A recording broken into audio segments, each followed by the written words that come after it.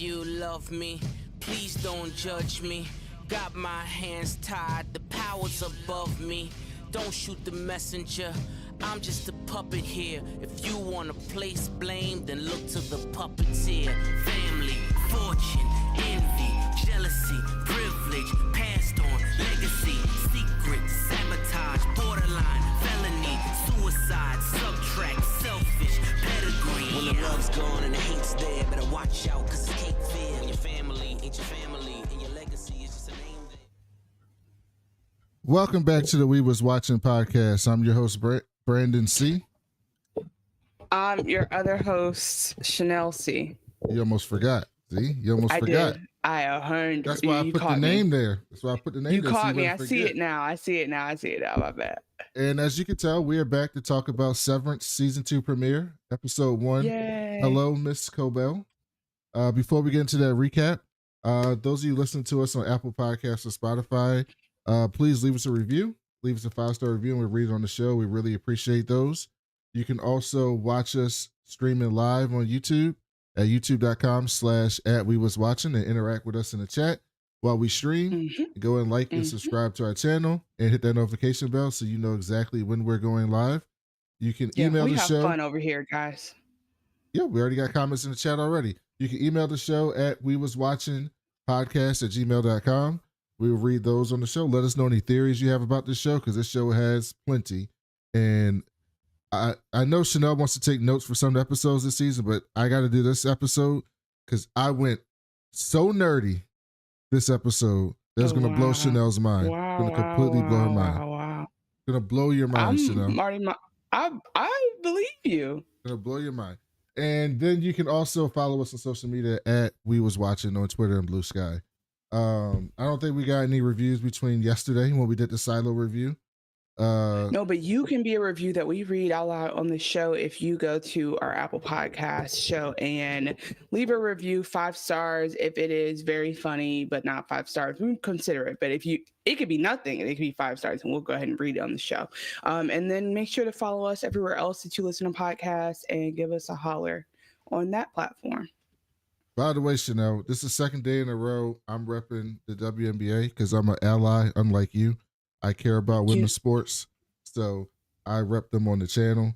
Notice Chanel only talks about the Lions. She doesn't talk about any women's sports. So you know which one of us. You know which one of us is pro woman. Sometimes the way you talk, you forget that there could be somebody who is their very first time tuning in, and you're gonna get them to really think these things are serious. No, nobody will believe it. But it's true. It's true. I'm the pro woman one out of the two. Shirt. Hey, I do love the shirt. I do love the shirt. I do know that the problem is you definitely remember when you said that Caitlin Clark was better than Michael Jordan, and that was like a lot. But I was just letting you.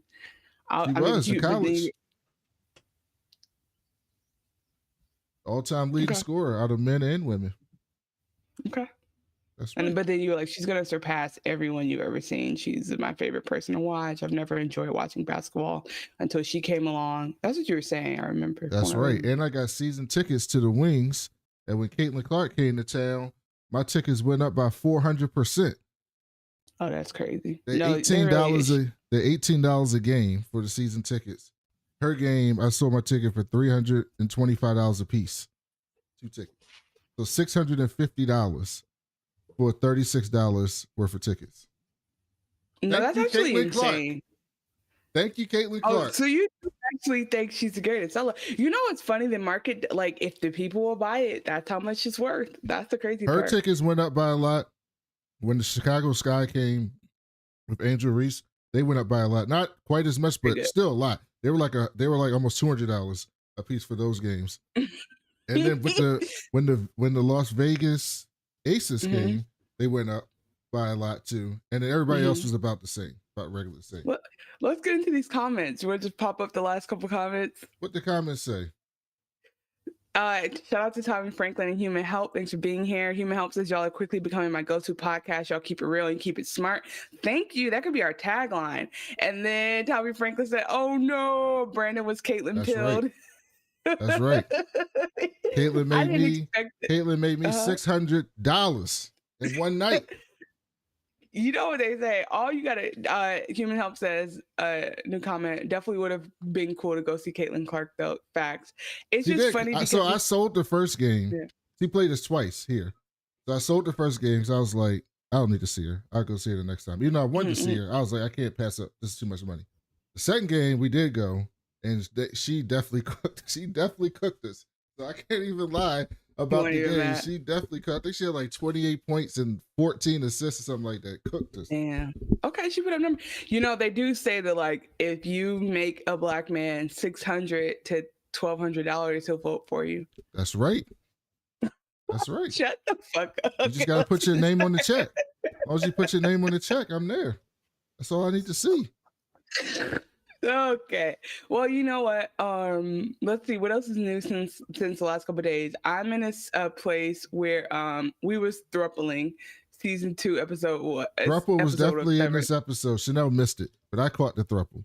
Just so you know, Tommy, I caught the thruple. There's some okay, I'll see if I catch it, but I just want to say that I'm in a state with freezing temperatures. Are you? It's 29 degrees in Dallas, Texas today. Okay, no. My cousin who's from Baltimore. Let me just explain this to you. He's from Baltimore. Okay. Grew up in Baltimore his whole life. Okay. Got a job out of college. He's younger than me. Engineer. Moved to Fargo, North Dakota, with his black woman wife. Fargo, North Dakota. He just got a new job 5 months ago. 4 or 5 months ago, paid for everything to relocate to Lafayette, Louisiana. Okay, so he's down south in Louisiana.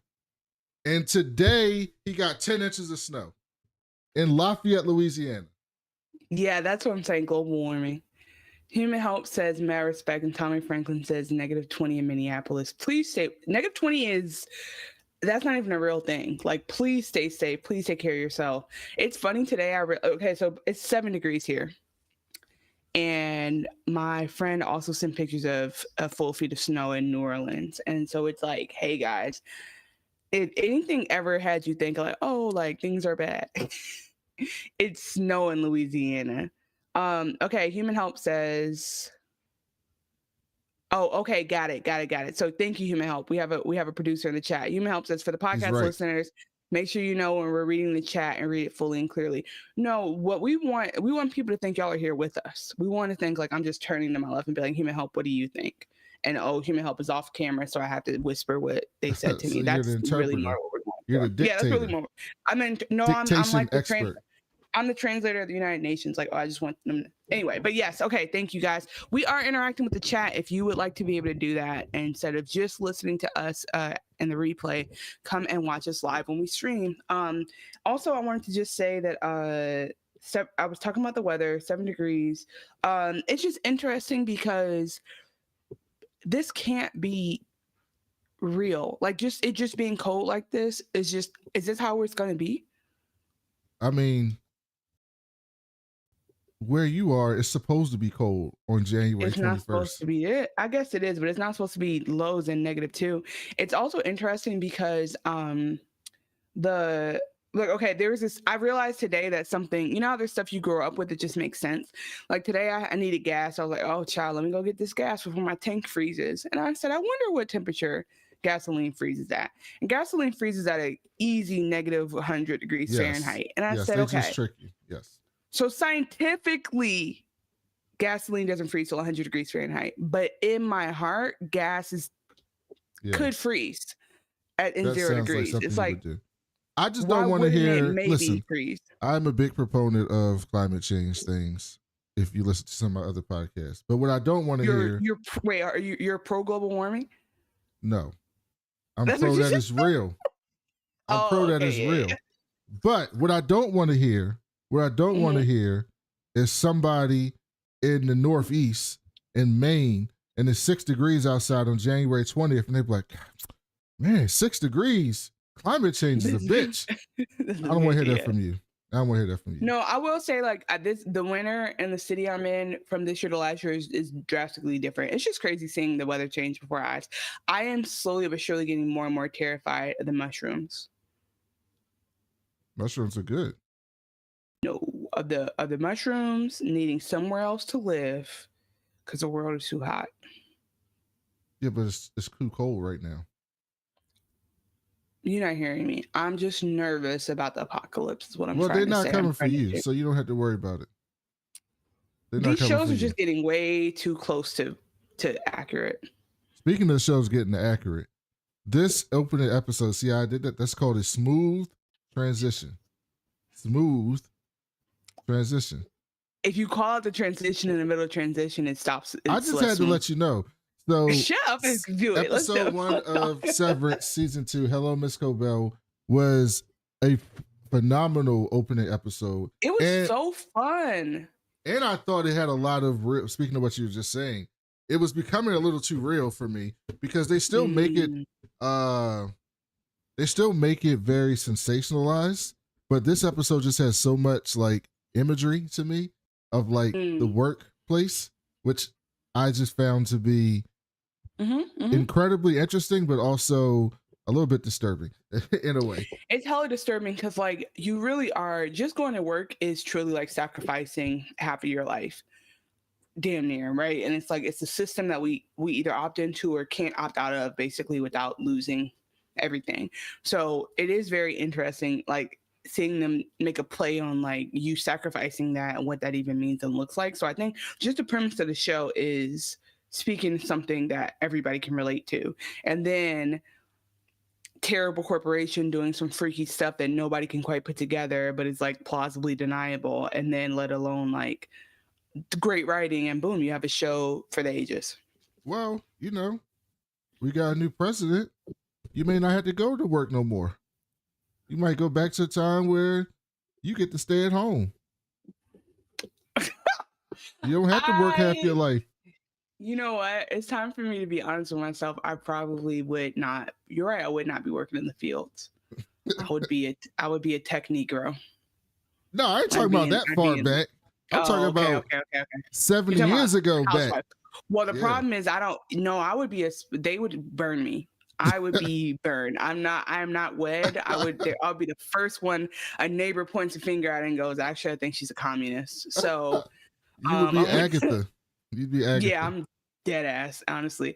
Okay, cool. Well, I do love this show. I think I talked about it in the end of the last episode, like the opening sequence. So I guess again, just like I'll interject for anybody who's like, what's Severance? Let me watch it first. Obviously go back, watch season 1, and then go join us for our Melon Party. We recap season 1 on this channel.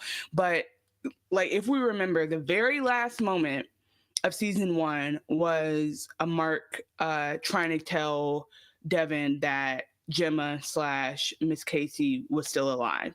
And so we didn't know if we would wake up in those moments, like wake up in like the aftermath of, I was like, oh, is Bert gonna wake up on what's his name's door and all that stuff. And so we very interestingly get months later, which again, we don't know what the fuck's happening. Like everything could be a lie down there until we get confirmation, which is also very interesting because I'm pretty sure this whole episode happened inside, right?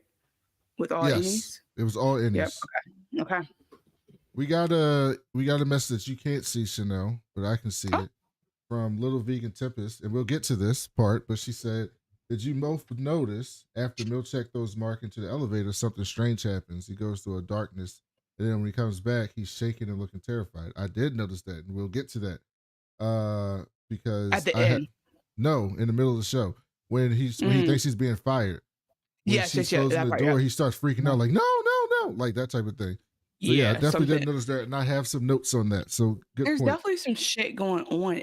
This is why it's so great, because it fucks with you, because part of me wanted to believe they were earnest. Part of me wanted to believe that they really were turning over another leaf, and I know that's so ridiculous of me to think that. So anyway, I'm still on Dylan's side. It's just like this is them fucking with our heads is so great.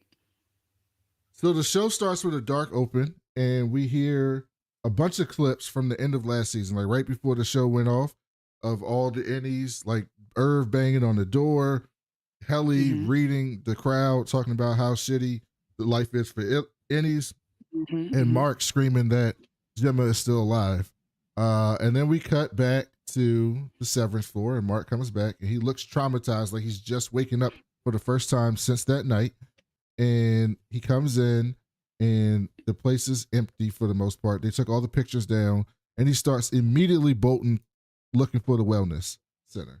And I think, Chanel, didn't you said they took like 2 weeks to film this scene or something like that? It took a long time to film it because the thing is, when they're building out these like hallways, they don't have like a whole maze in real life, right? Like they're building hallways as they go. And so for them to erect them to be like consistent and fluid so that he can turn the corners and then keep going, it's very hard to shoot. So I just love like finding out about the behind the scenes stuff, like the fact that they have to build part of the set as they go and then go back to film that part and then come back. Amazing. It's amazing. So he's running down, he's going through all these different hallways like he's lost, like he doesn't know where he's going. And he gets to where wellness used to be. And like the name off wellness is kind of like faded. Like they took the name off and tried to wipe it out.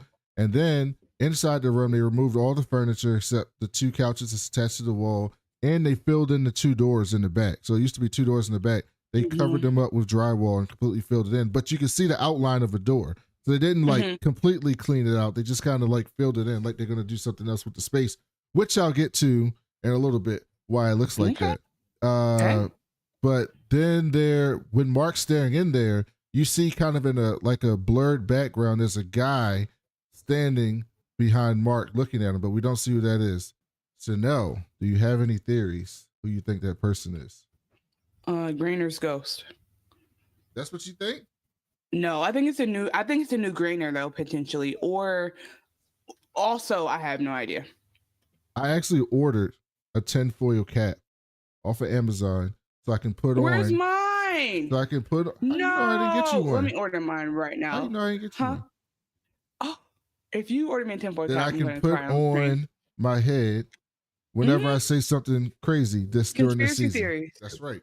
I think we reached a point because some of these shows are really going out of this world. They're going bonkers. So I have one here. Okay. I think that's Mark. Man, it's Audi Mark? I know. I think it's another version of Mark.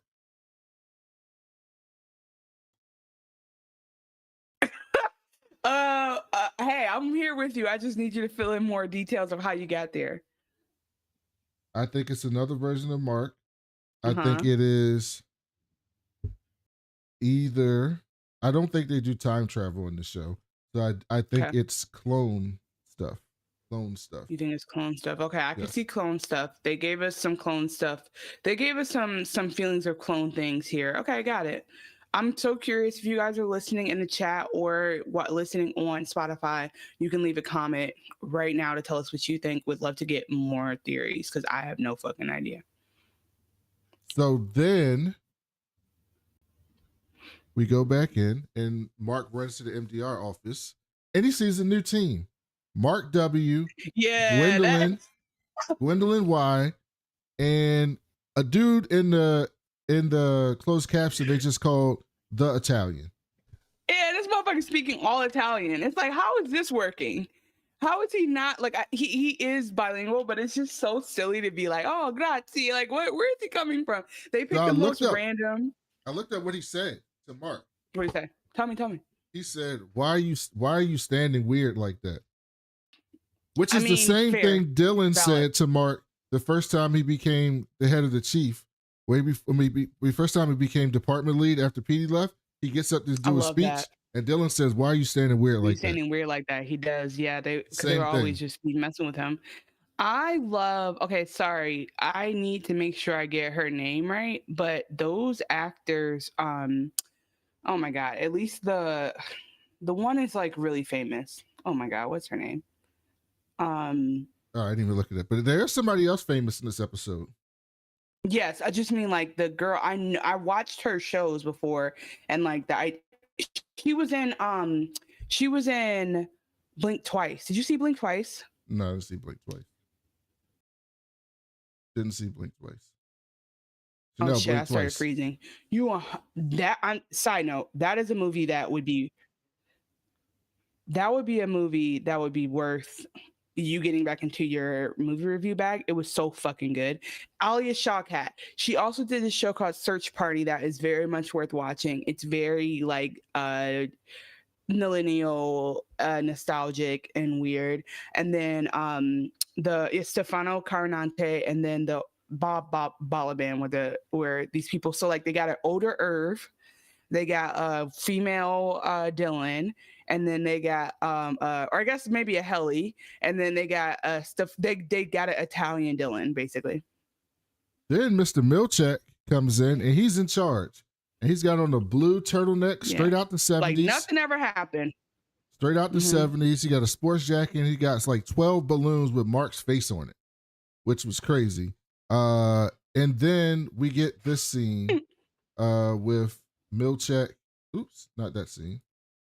With Milchek and Mark. Because he basically starts to walk Mark, wants Mark to come to the office with him. And he walks out and then we get this scene. Is it normal for a child to... Excuse the clutter. By the way, he walks by. Yeah. And there's just a child working there, Miss Wong. So she looks 16, and that's what they mean by child. Like she's young looking and in the face. Like she could be 12, she could be 18. And they address it a couple of times, but they don't actually ever answer it. And then the other thing I think that's interesting is I think it comes up later, but like if you're wondering where these people come from, like apparently they transferred branches, or I don't know if he's in a different branch or if they transferred branches, but it's just like there's other people here that do MDR, and that's how we get jumped in the idea that like in different offices around the world, there's a bunch of people doing the same shit.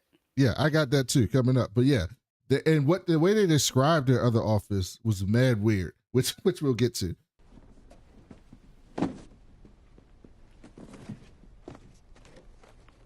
Okay, what's happening? Miss Cobell is no longer with this company. I now That's the first reveal. Miss Cobell's no longer there. manage the severed floor. What about my team? We didn't fire them. Heliar and Irving B. both successfully made contact with persons on the outside, just as you did. Dylan G's Audi learned what happened after the fact. The four of you have achieved international fame. As a group, you've become known as the face of Severance reform. Okay. He shows them a newspaper. I had to clip for the newspaper, then I lost it. This newspaper is complete bullshit, by the way. It's complete and utter bullshit. You think so? Okay, tell me. The picture is from a parade, a presidential parade. I think JFK.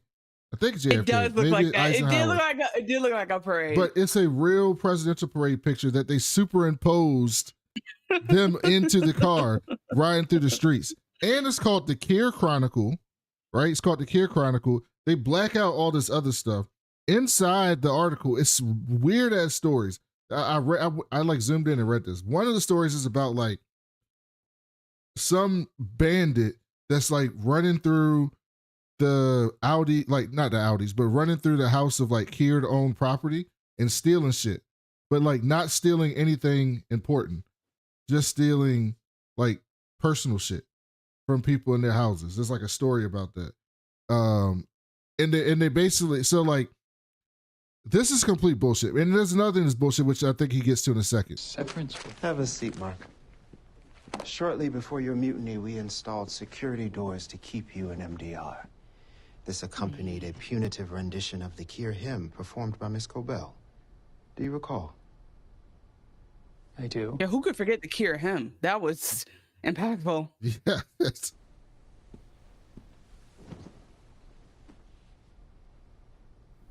I locked you in a room like an animal, Mark. As an unsevered man, I'll carry that knowledge the rest of my life. But for the past 5 months, we've been at... That's also bullshit. It has not been 5 months. That's the part you think is bullshit? I think all of it is bullshit. Well, First yes, of all bullshit, but that's a put big it all part. on Cobell. Like, Yeah. I know he was reporting Cobell, but like, again, they're trying to retell this story as if like she's just this one bad part of the culture and the rest of the culture is actually normal, as if to throw us off the scent of this company being full of shit and being like nefarious. 1, 2, he was right there with her for all the shit. He might have asked a couple questions or tried to report her, but he definitely was in that break room with Helly for 12 hours. So I love that he's trying to like rid I don't himself know of that it they now. put it all on Cobell. I don't know that to be true. I just know Cobell's not there. She might have gotten a promotion. Right, but I'm saying he just told Mark that she was a sadist. Like Yes. he is putting it on her in the sense of like, I can't believe he literally says, I can't believe we let her run the floor like this, and I'll never forgive myself. But it's like he was doing all that shit like with gusto. Also, we got a new comment real quick. Yeah. From Sean Starkin. I can't switch though. Shearer. Okay, but Sean Starkin Shearer, thank you for being on the stream, says Dario R's low employee number 08-039 doesn't match his young appearance, suggesting he's been at Lumen longer than Irving. His wooden reward hints at an earlier era. That is interesting, thinking about older rewards telling you how old you are. Yeah, okay. Well, cool. he tells us he tells us that I'll get to that after this clip, but yeah, he tells us that stuff. But no, the big thing here to me was the 5 months, right? Because we're thinking it's a time jump. I think it's probably been 5 days, maybe. Yeah, exactly. I don't think it's been that long. Because one, the episode is telling us that he's lying about that, because the name of the episode is Hello, Miss Cobell, right? And that's in reference to they ain't changed the name of his welcome screen. It wouldn't take a company like that 5 fucking months to change the name to Hello, Mr. Milchek, right? That's something that happens in the first week. You're that on still it. says You're that. on it. Because I'm just like, I don't know if I believe it. And then I look for no details to support it. I'm like, I'm just going off vibes. I don't know. It feels like 2 months to me. But that, you're right. That is literally the main clue that like all they have to do is bust people in the next day. And that's that. Yeah. The other thing is the wellness room. We know that they can do a change to a room overnight. Because they put those elevator doors overnight in MDR last time. So they didn't completely redo the room. They still had wellness there. They didn't even paint, and they just filled in the doorway. They didn't repaint the walls and do anything in there. They installed doors with a sensor in it overnight. So they overnight, right. I mean, also like the idea is that like anything can be manipulated from one day to the other, and the innie would just not be able to know unless they just wouldn't be able to know actually. That's it. So he's completely lying about that. So let's keep going. Asking how a sadist like Harmony Cobell could take fertile root in Lumen soil, and what that says about us. We also know Miss Cobell was at your sister's home when you awoke there. Now that part is, I don't know that I think that was her own mission she was on the side of that we talked about. This is where Tommy was talking about the throuple. Pay attention. Yeah. Why was that? We believe she developed an erotic fixation on you. Oh, yeah? And had plans to pursue both you and your outie in what might be termed a throuple. Is that what they call it? That is what they call it, but it's such a funny way to like, it's such a funny way to be like, oh, she's weird. She wanted to have sex with all of you. When it's like, I don't think that's what it was at all. So if I fuck someone's innie and outie, it's a throuple. Yeah, I mean, if you think of them as two different people, and they are technically two different people, that's two different personalities, two different perspectives. Right. I guess that's correct. I mean, but you can't do it at the same time, so really it would be like cheating. Technically, you could do it at the same time. Well, it's an open relationship because it's like they know about each other, but the innie and the outie don't ever date. Thruples all date each other. That's the problem. Oh, that's true. What? Thankfully, she failed at this. You still haven't told me where my team is. Facts. We tried for weeks to get them back, Mark. None of them agreed. We told them other reforms, but it wasn't enough. Why do you think the other 3 weren't back this day one? I literally have no fucking idea. I think that like Helly. Oh, also I have a theory. I saw a theory about Helly. I wish I didn't see. But I'm gonna tell you about it. But like I think that the thing is like Dylan. They could keep Dylan away. Irving, I think maybe might have just. I called him Bert earlier. His name is Irving. Irving might have needed a minute. But I actually don't know. Like because they could easily. Actually, I don't know because I don't know how they could confuse them at this point. Except for me. Your outie insisted on returning. In fact, he begged us to let him back right away. So the others, they refused. Yes. Now, do you believe that Mark's Audi wanted to go right back? Yes. But I don't think it went down the way Milchek says it went down. Yeah, because Mark's his Audi would want a- to go back because he would want to find out more once his sister told him that his sister, That's true, his that he wife's said still that, alive. right. But also, like, on his own, he was considering quitting before this even happened. So he definitely would want to go back for that reason. But it might, because he doesn't have any insight into what his Audi is really going through, you might think like, oh, he just wanted to end his suffering, or like he really couldn't deal with reintegration or whatever it is. August says he lying. We think so too. I'd like to hear it from them. I like this energy from Mark. That's not possible.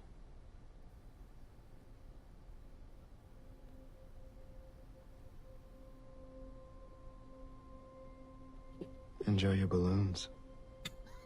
That's so sinister. That everything about this is sinister. But also, you know how in the intro sequence that I fucking love, it's again one of my favorite intro sequences of any show ever, like more than Game of Thrones, more than anything. He's holding balloons and pajamas at some point. Milkshake is definitely lying. Shade of Plant Boss. He lying. And also, by the way, if you are recently joining the stream, hi, welcome. Please drop us a comment so we know you're here. So Mark goes back to MDR. He starts talking about the difference between their MDR and this one. And Milkshake, where we just got the comment from Shade of Plant Boss on YouTube, is what Mark W calls him. He doesn't know how to say his name. He keeps calling him Milkshake. And Mark S is like, it's Milchek. They asked Mark, did you really see the Audi world? And their first question is, what was the sky like? Which I guess makes sense to me because they ain't never been outside. And he was like, I went outside for a second, but I didn't really pay attention. And he was like, well, we made a list on what we would want to see most on the outside, and the sky was number one. So then Miss Wong comes in and wants to play the ball game that we saw in season 1, where you got to say something nice, say something about yourself. And it's so weird. She's just standing there so weird. And she's the deputy she's like just manager. not acknowledging that she's well, yeah. She's basically Milchek's old job, right? A child. She says, I used to be a crossing guard. And Mark W goes, why are you a child? I was like, that's an excellent question. Why are you a child? And she says, because of where I was born. Because of when I was born. Also an answer. Also an answer. It doesn't help anyone. It doesn't help anyone, but it is an answer. I think also what we missed where Mark W says, to avoid confusion, can you change your name? Like basically we can't have 2 Marks in here, which is funny though, because you actually can't have 2 Marks because you only go by the 1 letter of the last name. But Mark W is like, I'm the number 1 Mark. So who are you? That was a Vince McMahon thing. Since he took over wrestling. He didn't believe you should have anyone with the same name because it confuses the people. So there could be. I totally get that. There could be no 2 Johns or James or whatever name that they have. It's just one person. Right. So that's why he always people would come in from like other promotions and he would change their name if they already had someone with that name in the company to not make it weird. No, we did something, but in a group of 4, I think we can do W and C. Yeah, we don't have to. Also, how about my thing is this? We both got to change our names. Let's just do that. Oh yeah, we both could be somebody new. You can be Jodeci, and I could be Jamiroquai, and that's what we're gonna go from. Yeah. Mark thought he would be retired when his branch shut down, which is interesting. His branch shut down. Then they rolled the bar to Mark S, and Mark has flashbacks, pictures of Gemma, and then he goes, "I'm happy I made 4 new friends today." And Miss Wong said, "I had to remind you, Mark, I'm your supervisor. I'm not your friend."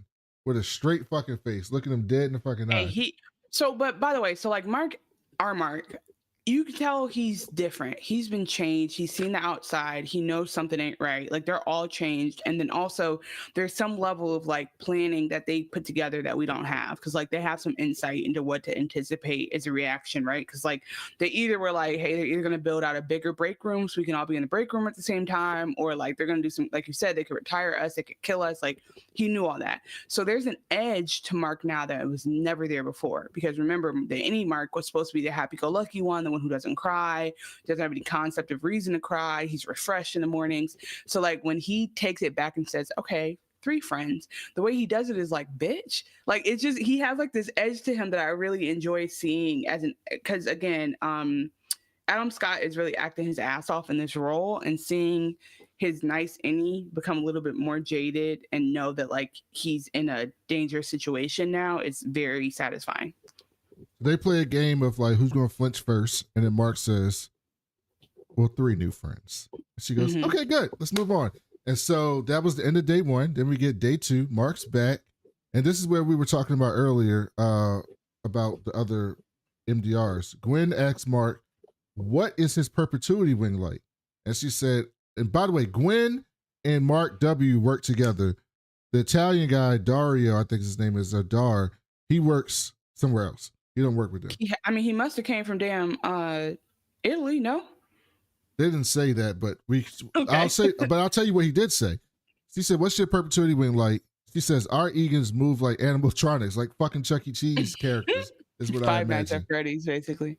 And then the Italian guy said, his perpetuity room, the Egans were made of brooms, and their faces were made of a plate.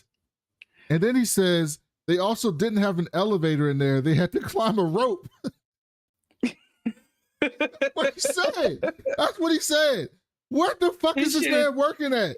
His shit is in Sicily. He is in the old country. Like, that doesn't make any sense. Can you imagine becoming sentient on the halfway up the rope? Go ahead. I cannot. We got another YouTube comment. Shade of Plant Boss says, also found it interesting that there was a little animosity between Mark W and the Italian, almost mirroring Dylan and Irving's relationship. Yeah, very much so. Very, very much so. I said, what is this guy talking about? Where did he work at? Mark said his old team was a bunch of dirt bags and they never hit quota, not even once. By the way, dirt bags is such an I love that for describing anyone. Like, and then the reason why is because they didn't get their work done. Mark W said he's sorry. It seems like you like your team. I'm sorry you had to lose them. Meanwhile, Mark's making a note the whole time and folds it up and stuffs it in Mark W's jacket to leave before he leaves. Day 3 comes. Mark gets back to MDR and everybody's just waiting there looking at him like, this nigga, look at him. Like, you fucked and up. Milchek starts reading the letter, and the letter is like, called him a rube and a pretentious rube and all types of shit. Oh, no. No. The wording is so good because it hurts Milchek's feelings.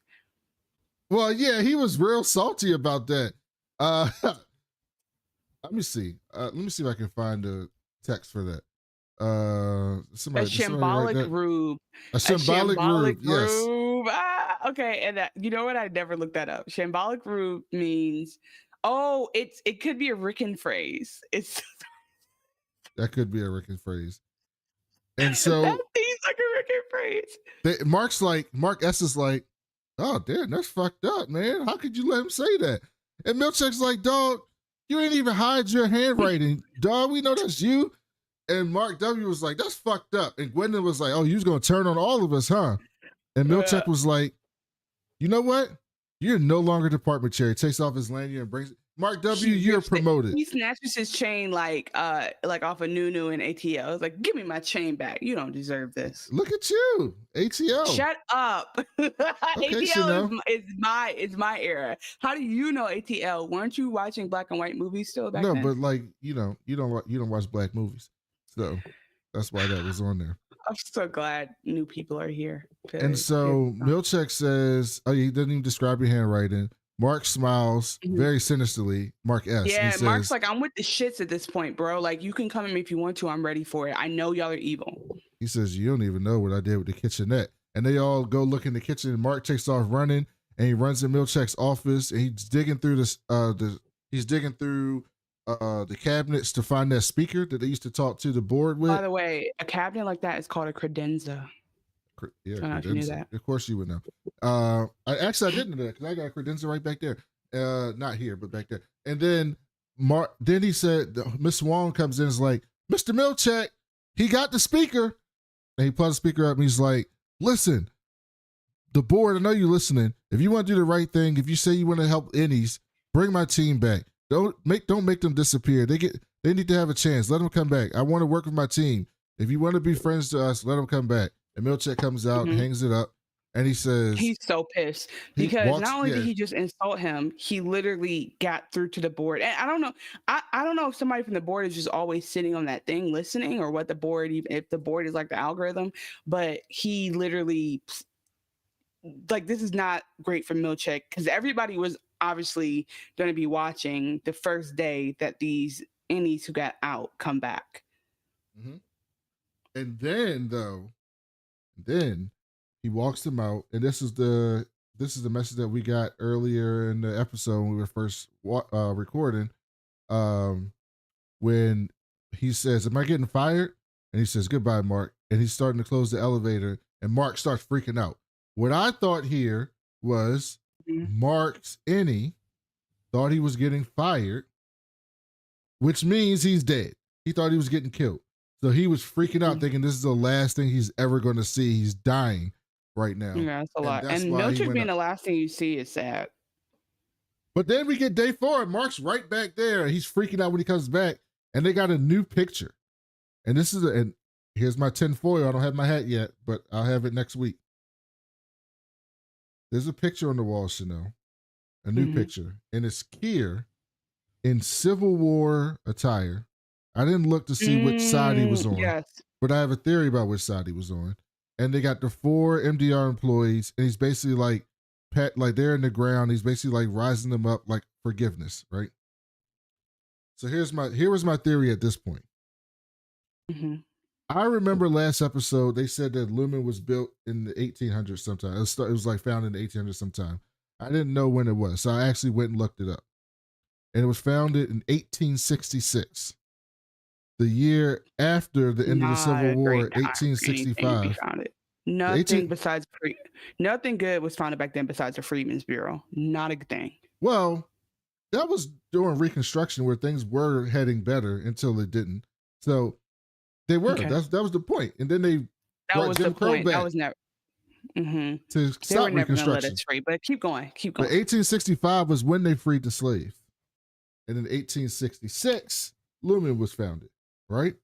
And so I'm thinking at this point, I was like, huh. And then they got pictures of like Civil War Lumen, right? And then so I'm like, what if this is not my current theory, but this was my original theory. What if what they're actually doing is their entire purpose, Lumen's entire purpose, was to get around not having slavery anymore? So what they're doing is reanimating dead people so that they can get to free labor. And so if they can get all the dead people to come back and work on the severed floor, they can have dead people pay them nothing and do all the work and essentially be modern day slaves. That was my original theory. That's not my current theory, but that was my original theory after hearing that. Yeah, it's not too crazy. So my question was like, oh, go ahead. Oh, no, you can ask your question. I'll answer. I actually think there was a jump between day 3 and day 4. Like, I don't think it was 5 months when we first get back, but I do think there was a jump between day 3 and day 4 because they put up new paintings. They redid the break room. Like, a lot of stuff, all the people that worked at MDR were gone. Like, some changes had happened. So I don't know how long it was between that day and the next day, but there were some days between. Okay. Okay, here's what I'm thinking right now. So the elevator was different. It could have potentially reminded me of the part-time floor. I forget what they called it, where Miss Casey, the testing floor, Miss Casey went, and where Irving was painting. So like there's some level of like they all have some type of memory recollection of it, or somebody has seen it, because as someone pointed out, the elevator was 100% different. There was like this thing that happened. His eyes changed, like we saw a different dark elevator. So I thought that one was potentially when Mark went back to work, maybe he was at a different branch. Not saying he was, just saying like, what if that was a different branch? Or they brought in all these new people from a different branch, either way, right? So maybe I don't think it's possible that he went to a different branch, only because his Audi would have to know that. Okay. So it was like, all right, so maybe they moved all these people over to a different branch. If he went from that place to another place. Another theory was that perhaps, so either he's in a new branch now, and that's how it's so different potentially. I'm just throwing stuff out. Or what I thought was maybe more likely is we learned while they were in the control room that there are 4 different elevators, and the elevators might go to different places or might do different things. Like there is a severed elevator and a non-severed elevator, from what I understand or remember. So perhaps they went through a different elevator or in a different space. But wouldn't Mark's Audi know this? Because they can't just move an elevator. I'm not sure where. What I guess I'm trying to say is like in the moment, the innie goes from one place to the other in the same moment, as far as we know, or he goes up, or who's to say he didn't go up, get a note that says report to this place tomorrow, and then he goes down. Oh, right? You're talking about from the innie's perspective. We don't know where he's coming from. Yeah. Okay. Yeah, like I think like he could have, but also like he followed Milchek to an elevator. So like it could be the same elevator. The elevator could have different capabilities now. It could go to a different floor. Like I'm just assuming this is a new floor we haven't seen and not like the same floor reset. Like I'm assuming that they brought a 4th person in where Mark used to be, and we're in a whole different space. Maybe not. Or I guess they fired those 3 people from Mark and played with them for like 2 days just to I think Mark is important. Mark is definitely important, and that's why Cobell would have definitely been spying on him, even if that wasn't something the board said. Because I think Milchek is sick of Mark, and I think somebody above him said, no, that dude got to be here. But whatever they're doing down there, Mark is important. So I don't have enough right now to have like when it hits me, it'll hit me. But like right now, I was just thinking it could, like, I just assumed we were on a different floor and this is maybe a different situation. And perhaps they are on a different floor and it's the exact same makeup and they just wouldn't notice because they don't control what floor it takes them down to. So like it could be any of those things. I just didn't think it was the exact same space remade. I assumed that all the floors, because there was also something else, like when he was running in the first episode, which we're still on, in the first scene, when he was running back, one of the break rooms had purple carpet and purple felt on the tables, or purple like siding on the tables, and I remember them being green. So I feel like we were in a different area or something was different, and maybe that's why he was turned around, or maybe they changed things while he was there. So I just think that like where his innie goes to is not under his control. All he knows is he gets in an elevator and it takes him to a floor, right? Like he doesn't even press a button or press his thing in, they send him down. So that was kind of where I'm like, it could be that. I don't know how important it'll end up being, but yeah, like you said, we show up in the Civil War era. And then my theory overall is like, a lot of times shows do this like potentially lazy thing where it's like, oh, or Get Out is a good example, right? Like, okay, Get Out ultimately is about racism and anti-Blackness, and all these people who seem like they could be liberal people are actually evil and they want to kill all the Black people. Like, that's kind of essentially a thing. And you could be like, oh, that's lazy. But the truth is that happens a lot. Like that is how a lot of people feel. And I think it's like this, we keep trying to remind people who don't deal with it every day. Like, I promise you, there are still evil people out here who have evil intentions and would not blink twice if they trafficked humans, because people are trafficking humans right now, just not in the slavery way we know. So all that to say that if it is about evil people wanting slaves again, wanting to enslave people again, I try not to use slaves as a noun, I think that makes sense. It works. It's there. It's but I have a better theory now, which we'll get to. Okay, I have a better theory, but not right now. So then, boom, elevator beeps, and this is the only reason I don't think it's different, because all the other people came here too. And when they were walking to the break room, they knew exactly how to get there. They were surprised by what was in the break room, but they all knew how to walk to get to the break room. But I 100% believe every Lumen Severed floor has the same. Oh, it's the same layout. Yeah. Oh, that's interesting. I never thought about that. Why would they have custom? So interesting. Yeah. That's so interesting. They can send them anywhere. I never thought about that. They can send them wherever and they'll never know it. I mean, they would know if their desk was different. That's so different. I never thought about that. That's interesting. But they do know, for whatever reason, the Audis are in the right place they need to be, and then boom, they pop out, and everybody is. So, okay, I'm ready to give you my Haley theory. Oh, we didn't get to Haley yet. Hold on. Let Haley come out the elevator. Okay. Dylan comes out, and he's pissed about the belt, because the last time we saw... But here's what's interesting about this. Yeah. Okay? Mark, Haley, and Irv were all up top when they did the overtime contingency, right? Mm-hmm. So this is their quote-unquote first time waking up again since that night. Right. Dylan was not up top. Mm-hmm. He was down bottom. So when Milchick came in and tackled him, it wasn't like Dylan's Audi woke up. Dylan had to then get up out that room, get escorted out the building, and then go back up and turn into Audi Dylan. He was talking cash money shit the whole time. So Dylan shouldn't be reacting in a way like a moments after getting tackled, which is he didn't. He was pissed about the belt. He's like, dog, where's my fucking belt? I totally agree. You cut my belt. And so also, because you know what happened is he gets to his car super late and it goes, hello, we apologize about your belt. Yeah. There was a conveyor related windmill accident. Please have $15 at Pips where we will feed you mind-changing medicine. So then then Irv comes down and he's still banging on the fucking door. Exactly. And right so when he woke up. Yes, exactly, because that means that Audi Irving woke up and was like, what the fuck am I doing? I had to explain that away. But Innie Irving is still at the door. So that, yep, exactly. And I think that's why him, Mark, Dylan all make sense. So Irv comes out, he looks very disappointed, like he's still upset. And then Mark's waiting around because he's hoping that Helly comes. Because at this point, there's no confirmation, right? Like they're hoping. And then he kind of gives up on it, starts to walk away. And then he hears the ding, and Helly comes running out the elevator. And Mark runs up to give her a hug, and she kind of like barely hugs her. And I said, that's not Helly. Why would you you should just let me talk about Helly when I wanted to. What, because that's your theory? Yes. Yeah, I mean, no, man. I thought you were going to have something. I thought everybody thought that. I don't know what the fuck's going on. I have very basic level theories for episode 1. I'm still getting acclimated. I feel like everybody thought that. I thought you had something else. I'm sorry. No, that's crazy.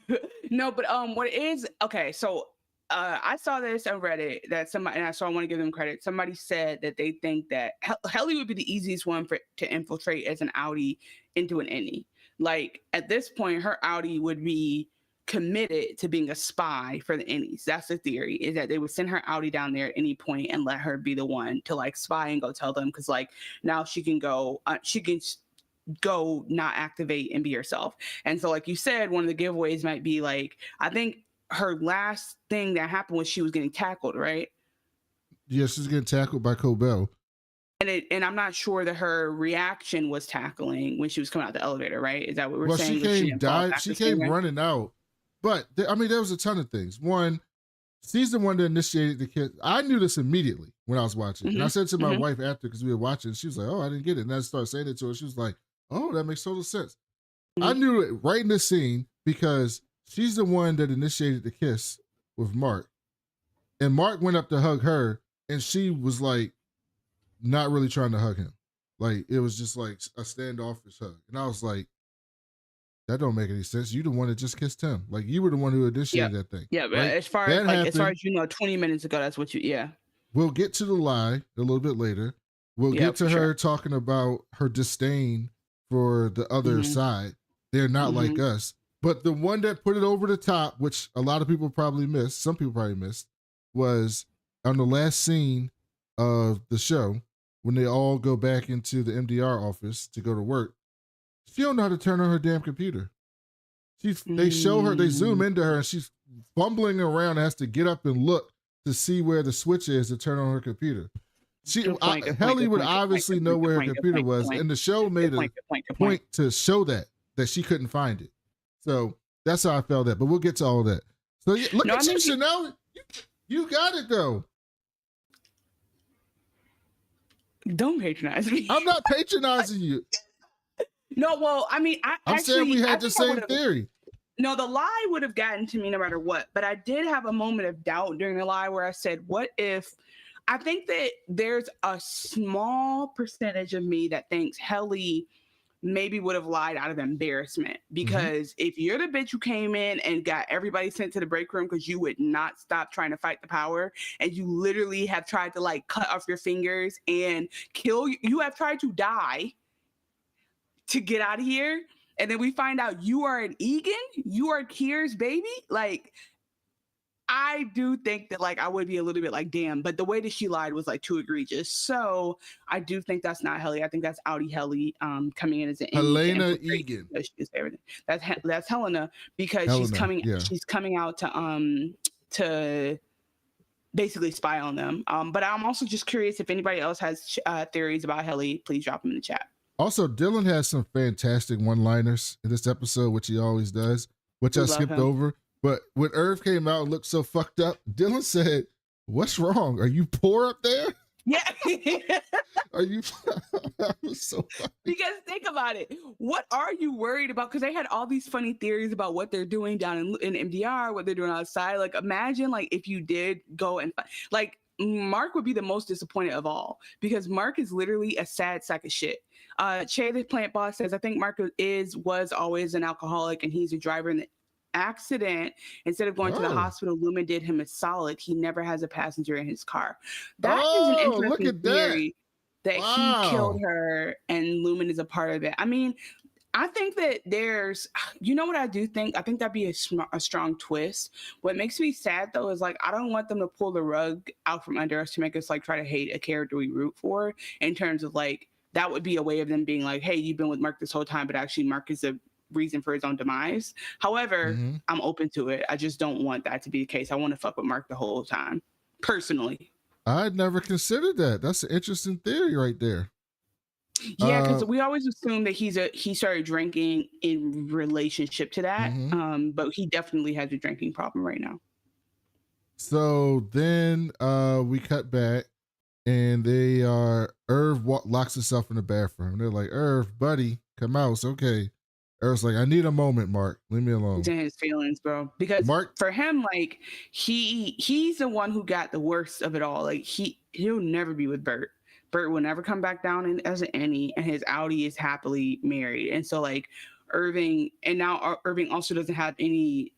He'll never know if his Audi becomes married and partnered and happy, right? So like also like one more thing I would say is like we talk about how these different shows will try to like shoehorn in like gay storylines, but Irving, when Bert tried to kiss him, Irving wasn't ready, right? And he never got a chance to like express that and really feel his feelings all the way. So I think he's also just mourning like that opportunity being gone. 100%. Mark ends up telling them that they're famous now, and Dylan says, "Are you famous, or are we all equally famous? Who's the star?" Is one of us a star, which is a great question. They don't want to talk to each other because they think everybody's listening. They don't want to tell everybody what happened now. Probably are. Nothing's wrong there. Helly asks what happened to the security camera. Of course, she's the one who noticed that. Miss Wong comes in, and Dylan's face right here is so perfect. He's like, what the fuck is this shit? Like, what the fuck is this? She says Milchek is waiting for them in the break room. Dylan says, I guess they retrofitted it so all 5 of us can hook up and like hear the noises at the same time. When they're walking out, Mark is telling them that there were other people here, and Dylan's like, don't feel bad you ended their life. They deserved it, probably. And then they go into the break room. Before you get there, we have 2 comments. I want to we address got 2 comments. So we got Irvin had a map to his house already. That's right. Irvin was doing some investigation. But exactly. My theory was that Bert didn't have any significance to him yet. It was he was just trying to find Lumen people on the outside. No-KS said before this, can you do the comment right before that? Said, I was just looking at my podcast feed for y'all. So glad that it popped up on my YouTube account. Thank you. If you guys want us to pop up on YouTube, like, share, subscribe so that we pop up. And then No-KS says, side note, please watch Mr. Robot. I loved Mr. Robot. Did you watch Mr. Robot?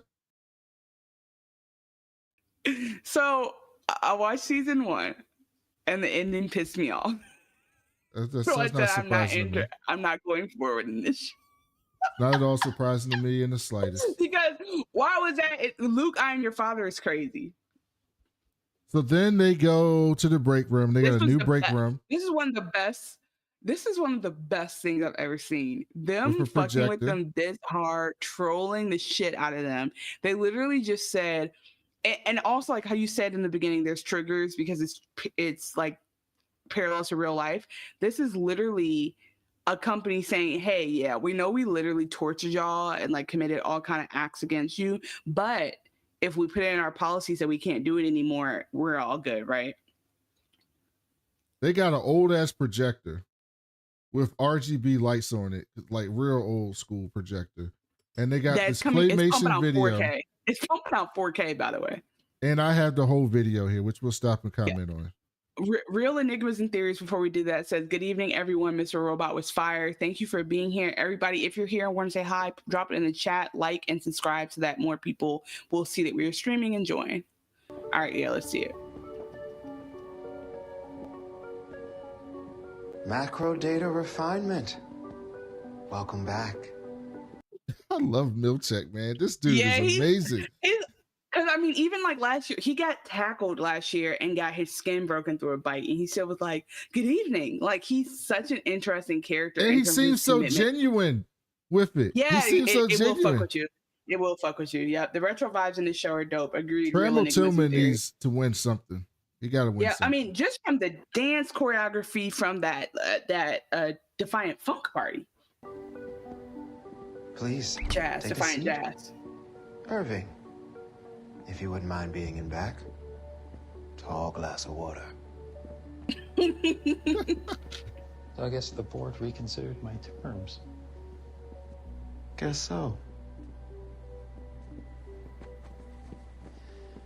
What you're about to see will be shown to every innie who sets foot in this building after today. No, it won't. I hope it will give you a sense of Lumen's feelings.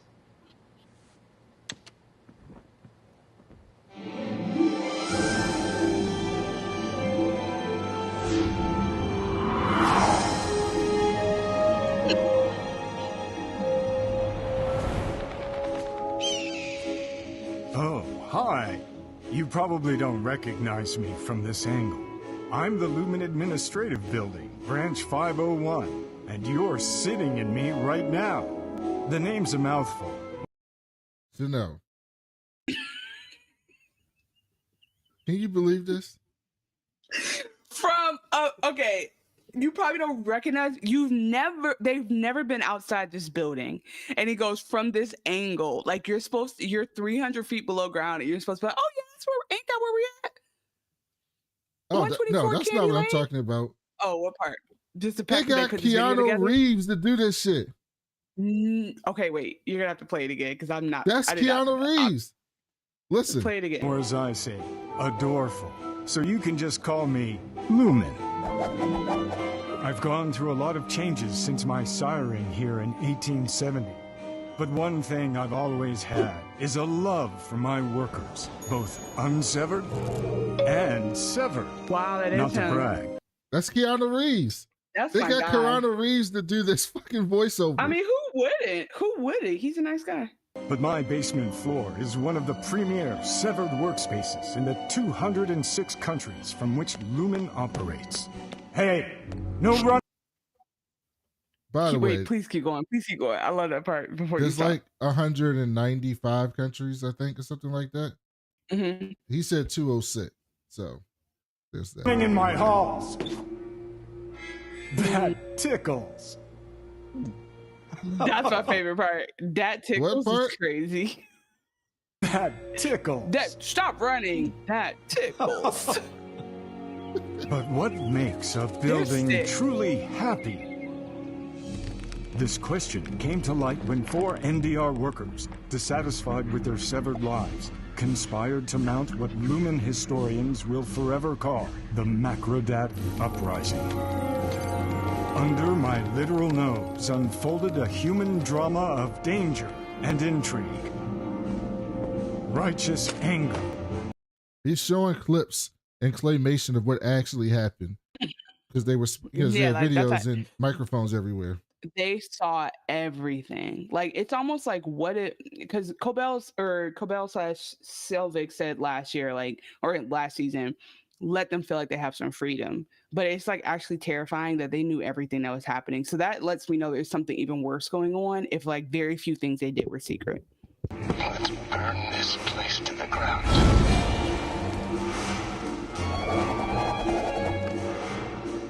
Inspiration. Why are we down here still working in the dark? Martin Luther King. And love. What the shit? Dylan was so angry to see them kissing. What the shit is perfect. I mean, he's not crazy. The Macrodat uprising yielded bounteous reforms. These include tasty new snacks like fruit leather, cut beans, Christmas mints. Christmas mints and cut beans? What the fuck is that? And salsa. It's salsa. Yeah, it's so freaking random. Not sold yet. The incentives were also reformed and now range from hall passes to pineapple bobbing.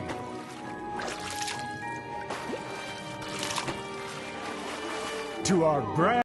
So, by the way, they had bondage on them when they were doing pineapple bobbing. And I meant to say this earlier. In the newspaper, they were talking about the reforms. And one of the reforms was like sexual exploration or fulfillment or something. Like, I guess that's some new perk that they're going to have. I mean, can you imagine though, your company allowing you for the first time in your life to experience an orgasm? That might be compelling. That's a pretty good perk. I'm not gonna lie to you. That's compelling. Wait, okay, I have a couple things to say. One is bobbing for pineapples. What the fuck are you talking about right now? Like, that doesn't make any sense. That made me so mad. And then I know you can't pull up comments. That sounds like just punishment to me. That's what I'm saying. Like, nothing about that is right. Like, okay, maybe Christmas mints, maybe, but again, that's seasonal. Right? Okay, you're gonna catch up on the comments. So Real Enigmas and Theory says he loved Martin Luther King. Yeah, you're gonna go from the beginning. But also about Tremel Tillman, he's rocking that Mr. Crockett smile. You're sitting in me right now. Pause. Yes, that's Keanu killing voiceovers lately. He did Shadow from Sonic 3. And then Node KS says Dylan hates being the last to know, which I so relate to. Oh my God, like, don't let me find out. That's Chanel very much. But to be fair, though, like, if we're all working on a coup and there's a romance budding and I kept saying y'all liked each other and y'all kept telling me, no, I'm crazy. Waterboarding as a perk is crazy. Waterboarding and psychological warfare. You're not wrong. Like, that's literally what they're trying to, because again, people don't know what war is in the same way. So it's like they could do all these things and they'll be like, I guess this is supposed to feel good, you know? But yeah, no, they're doing a lot. And new, playful mirror room. Nothing about this looked playful. Funhouse mirrors? Are you joking? Not the way they had it. That's what I'm saying. You know, like, that's funny. Those are scary. I've sat by this reflective pool my whole life. Yet it took the quiet courage of 4 MDR heroes to show me who I really am. They made quite a splash. They sure did, Water Tower. And I thank Kier for them. I thank Kier for the Macrodat uprising.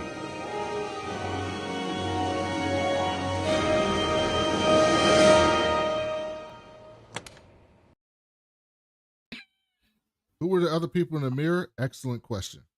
Excellent question. This is crazy. So then Helly decides, so then basically Milchek says he knows they have differences, but he respects them. And he doesn't want to be their jailer. They can choose to remain if they want. At the end of the day, if they want to leave, they can leave. He's basically saying, like, if you want to unalive yourself, go ahead. I'm not going to stop you. Milchek is mad creepy when he's saying this. He tells them there's no cameras or microphones anywhere now, so we don't have to spy on you. And then he leaves. And then the group starts whispering to each other. And I got this scene because this is when they talk to each other and tell each other what they actually saw. It's their first chance to, and even if they're so suspicious, but it's their first chance to, like, catch up. What the hell was that? Massive ass head game is what that was. Facts. What the hell did you guys see up there? He said there were no microphones in here. Yeah, he says a lot of shit, so just fucking whisper. Right. Good point, Dylan. Thank you. He's at a party at my sister's house for Rick and Hale. You know Rick and Hale. Rick and Hale's like Beyonce God. to them. He is like Beyonce. He's like Billy Joel. Did Billy Joel write good songs? You I'm should trying to know. think of white people. Audie's brother-in-law. What? And for some reason, we both know Cobell. That's insane. That is insane. He's right. Just before I switched back, I found a wedding photo. Now, I guess my Audie's wife died a few years ago. Shit. Which apparently is part of why I decided to get severed, except the woman in the photo was Miss Casey. Miss Casey is your wife? It's my Audie's That's a lot. But she's dead. I know, but it was her. Hold on, Brandon. Is anyone else having? I'm hearing sound. Is anyone else not hearing sound? We got a comment in there. I'm just double checking. Oh, no sound? I'm hearing sound though. Oh shit! I might not have been playing the sound. Okay, it sounds off. Yeah. Okay. Well, I'm over. Y'all, I'm over here vibing. It's my bad. I heard it. So while he figures that out, basically, as you guys know, like they're still being suspicious, and this is very interesting because because I think we're all sold on like this is not really Helly, but on Irving's and his response is like tough for him to open up about. On Helly's, it's really suspicious how she's acting. She's down Can here. y'all hear this now? No, I went to wellness. It's gone. What do you mean gone? I mean, it's gone. Waiting for the chat to update to make sure you guys can hear it. Mark, are you okay? Yeah. Well, I don't know. Can you guys hear that? Let us know because I can hear it. Yes. Okay, we're good. We're good. All right, we good. We good. Thank you. Cool. Thank you. August, Node KS, Real Enigmas and Theories, literally waiting on your every word. Thank you so much. What about you? What did you see? I saw the inside of a really fucking boring apartment. So you live by yourself?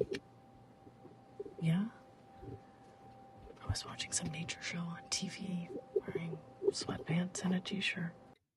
Lying her ass off. Dude. She's clearly lying. But I thought that was a good choice because it's entirely possible that she is ashamed, like you said, right? Right. That's like a plausible deniability. But the show is like, I'm gonna throw this in here to make some people think that, but other people will be plausibly thinking, oh, she's just ashamed of what she saw. Because that is plausible. I think the point that you have that's most important is like, from what we know, the Helly and Mark thing was very like nuanced, and they're not like just romantically involved. But if somebody gave you a highlight reel of this character you're supposed to improv before you go right on stage, it's like you might think, oh, romance is the thing that dominates our relationship. And so it is interesting that she's leading with that kind of. And then, yeah, I guess the other thing that's suspicious in general is that if she had a really fucking boring apartment, she still would be like, and there's a thing called TV, and the like couches are really comfortable, they're different, and like there was orange juice in my fridge. Like she would still be like, oh my gosh, I had these. That still would be a very novel experience for her. She would be explaining all of it. Yeah, and then also Node KS says the hell you tried to off herself wouldn't lie. In my opinion, strong point. Feature like a band or pocket. It was like a Save the Gorilla shirt. He asked if his t-shirt had a band. Cool. That's a good question. Yes. And then Irv, what are you into, bro? Irv is doing active listening. Then I went outside and found a guy. He looked like a gardener. Told him everything. I think he kind of thought it was bullshit, but he said that his brother was a cop and that he would tell him everything. Right. I don't know. Sorry, guys. I really tried. Caps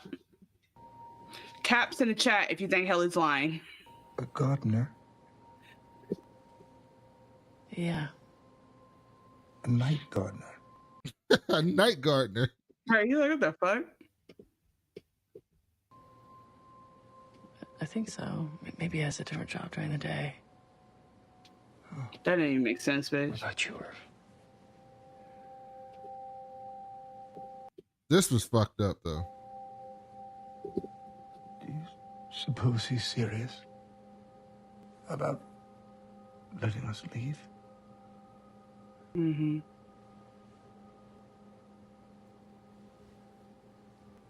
What did you see? It's not our world up there. Mm-hmm. That's what I saw. Come on, man. You can tell us. Yeah, it's okay. Even if it's bad.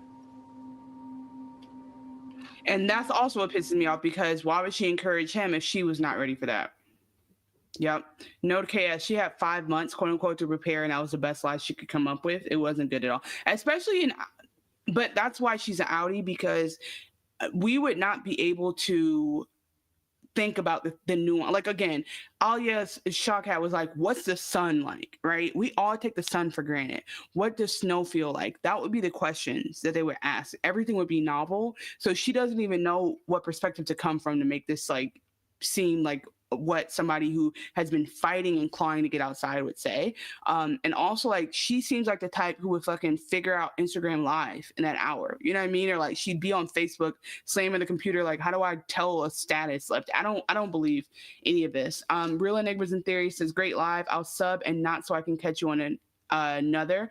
I go live and cover Severance too. I've enjoyed myself. I'll catch you guys again sometime. Peace. Thank you, Real Enigmas and Theories. You guys check out that channel as well.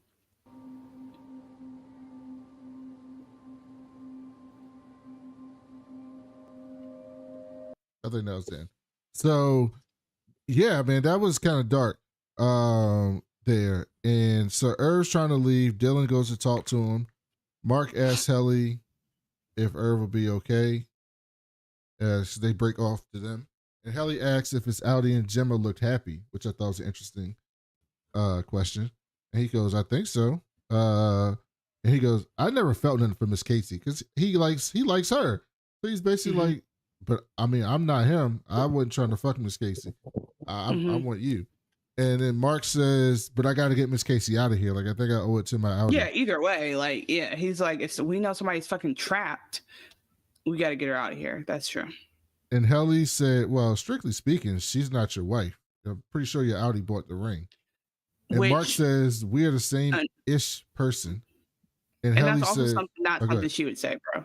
Like, she would care way too much about an innie's rights to not to give a fuck about if they were married or not.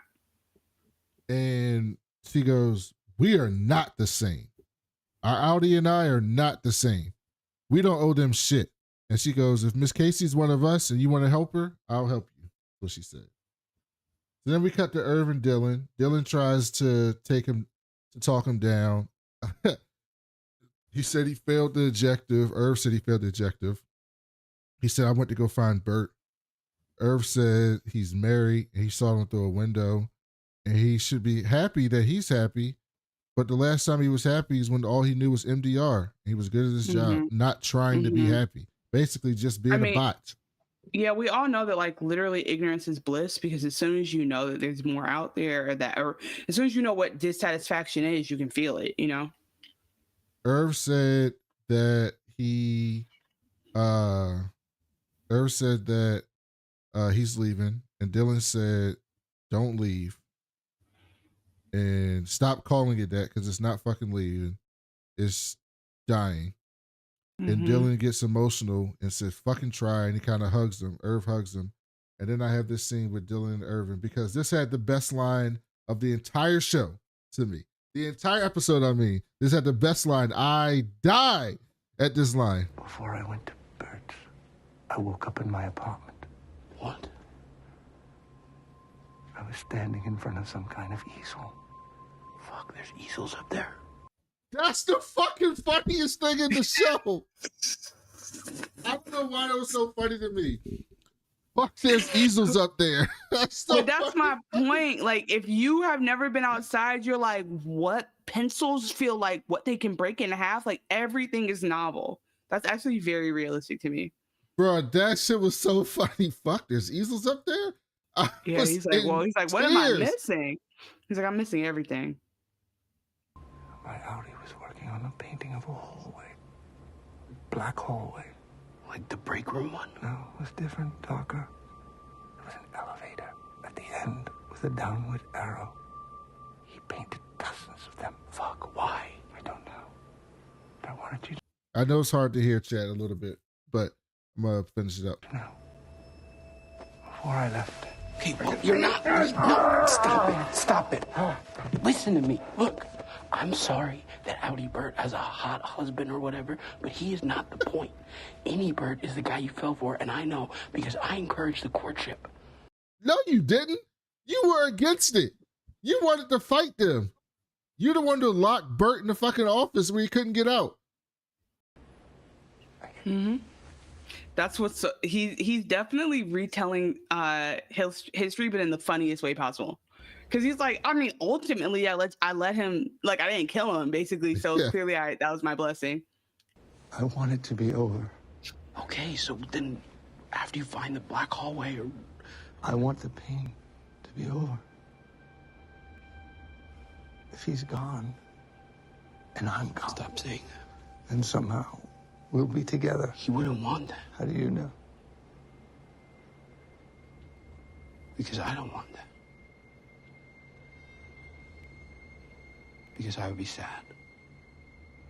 And I would be less productive. And I'm really good at what I do here. Whatever it is. And you're part of what makes me good at it. So please do not go.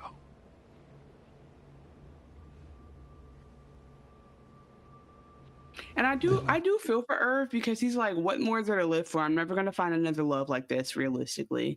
I feel empty now. I don't have any real chance for healing. And we just went through all this shit, and everyone's going to be on our backs now. So why would I do it? But then what happens next, I started to understand that. But then Dylan is giving a truly heartfelt, like, bro, we're not, like, you know what I mean? There's no Migos without the three of us. Like, we have to, like, you can't go.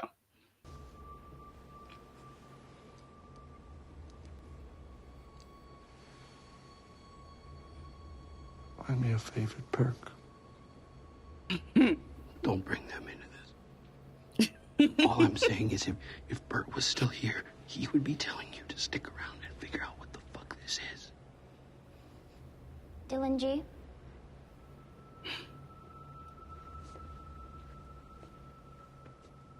Mr. Milchick would like to see you. And so Dylan goes to Mr. Milchick's office, and Milchick's pissed because his computer still says hello, Miss Cobell, which is how we know it ain't been no damn 5 months.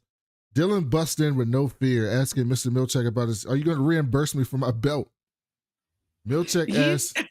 He's so focused on that. But by the way, the fact that happens, I think is the reason why Irving is like now all of a sudden on the fence. Because he's like, I could end my misery, I could leave right now, but like they might need me. And like I think Milchick, it's a reminder that like they're still in danger. And so yeah, you can save yourself, but what does that mean to the rest of your team? So like his only purpose right now would be like see the team through this next moment.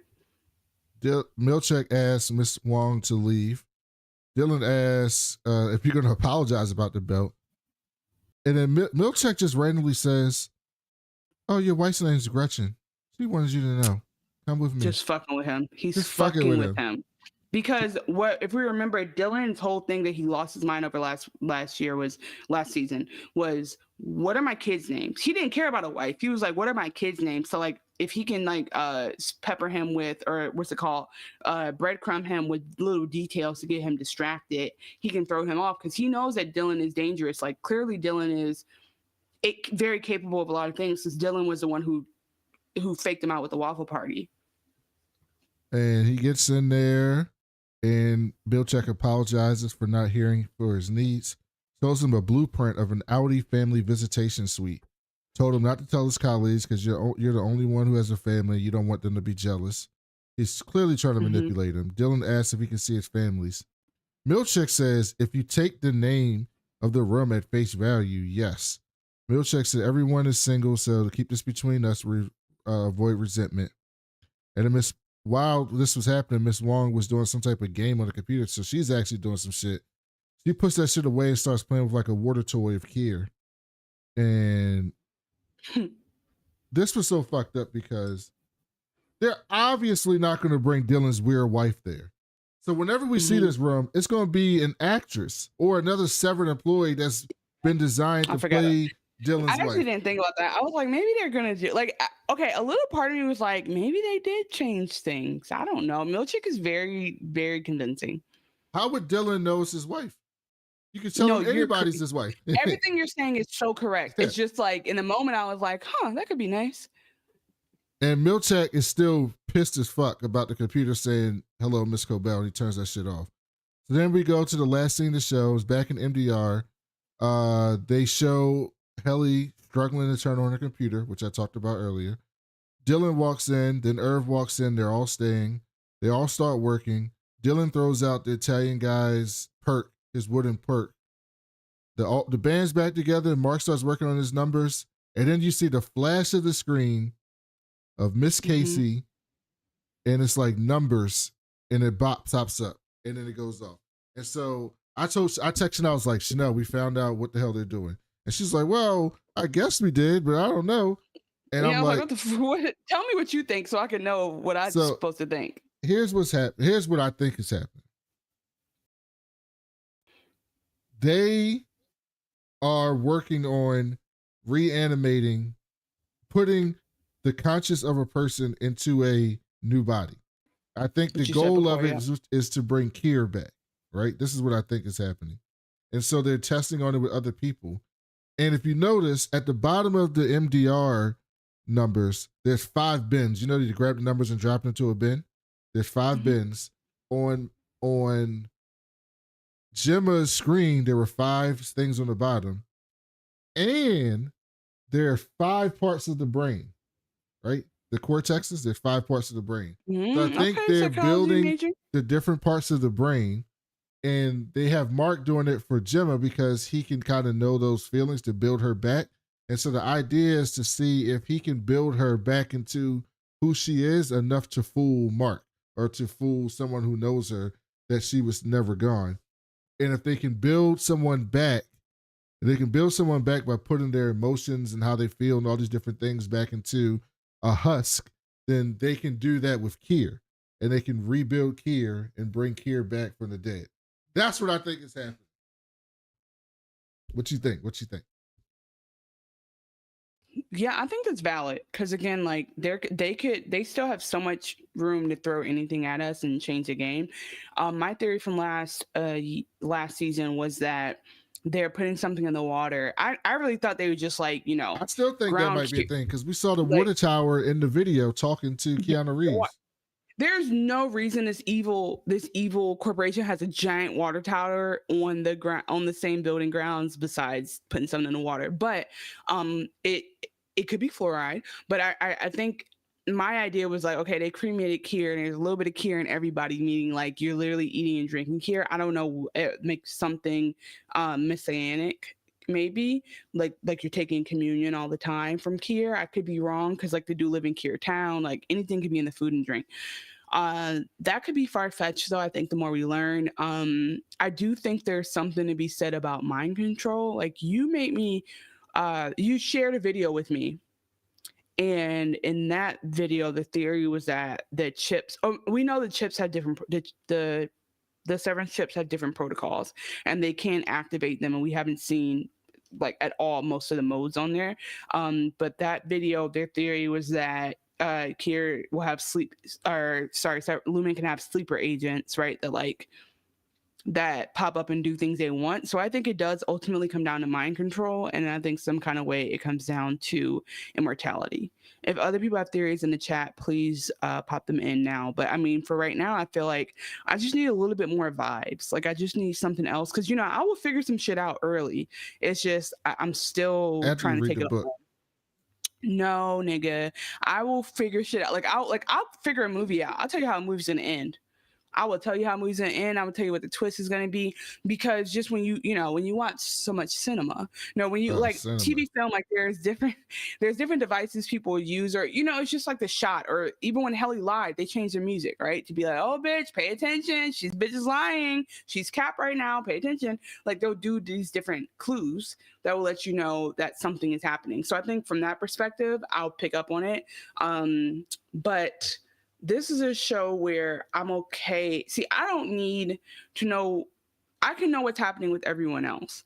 I think this is my issue with Silo. Silo keeps alluding to something happening, and it's a thing where nobody in the whole show knows what's happening, and it's like I can't do that. In this case, we know somebody knows, and we just got to figure out what they know and see if they get caught. But like nobody knowing, the fuck is that? So here's the picture that flashed on the screen. See that there's 5 bins down here, and the numbers correspond. And there's 5 parts of the brain, and the name of the file is Cold Harbor, which is the name of a battle in the Civil War. Great. Look at that. So cool. Mind blown. Mind blown emojis in the chat. I think that the one thing that I will say though is, again, in that video you sent me, they talked about the theory that the bins were all like the different tempers of Kier, and so 5, I'm not sure. It could be brains, but I feel like there's something Kier related that it would align to. But yeah, like I think we're getting closer to understanding what MDR does, and that like they're gonna. It's some bullshit. I guess my question for you in the rest of this season, where do you think we'll go by the end? I think that we're going to see the outies connect on the outside, the innies people on the inside connect on the outside somehow. And I think it's going to be driven by Irv, who's on a mission to try to expose something with Lumen. Yeah, you're right. He was already doing the work. Mark was kind of like casual about it. Now Mark is going to be hella paranoid because he just realized there was a Lumen employee infiltrating his inner family. Comment from August. If the goal is for Kier to come back, they definitely need to reveal that this season, because it's a prevalent theory. Yeah, they definitely don't necessarily need to ignore it just to try to drag it out. Also, shout out to Jiayang, Daisy Johnson's mom, getting reincarnated again as Miss Gemma. You don't know nothing about Agents of S.H.I.E.L.D., but that was Jiayang who's playing Gemma. Now that is correct. I don't know who that is. Yeah, I think I feel like hopefully we see Mark around again. That's very fun.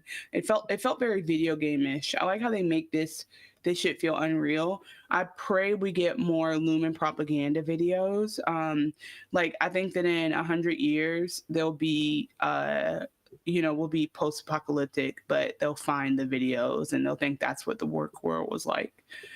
So I look forward to that. So we got 50 people watching. Those of you still watching, let us know what you expect. So send us an email at wewaswatchingpodcast@gmail.com. Tell us any theories you have for the show, what you expect to happen in season 2, episode 2, or after episode 2. Tell us what you thought about the episode, and we'll read those on the show next week. And very much so, please subscribe, please like, so that if you do that, that lets YouTube know that you want to know when we stream next time. Yes. So, anything else you guys should know before we get up out of here?